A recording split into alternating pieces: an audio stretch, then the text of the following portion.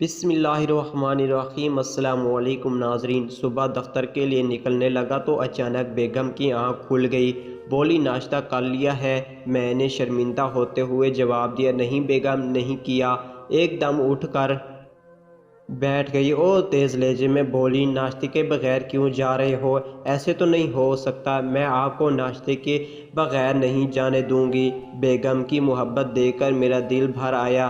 فوراً شکر گزاری کے جذبات پیدا ہونے لگے۔ آخر ہماری لو میرج تھی، احساس محبت کے بغیر تو زندگی نہیں گزرتی نا۔ بیگم اٹھ کر واش روم میں گئی تو میں جلدی سے باہر بھاگا، بائک کو کک لگا اڑتا ہوا گیا اور حلوہ پوری کے ساتھ چنے لے کر واپس آ گیا۔ اتنے دیر میں بیگم کھانے کی میز پر آ گئی تھی۔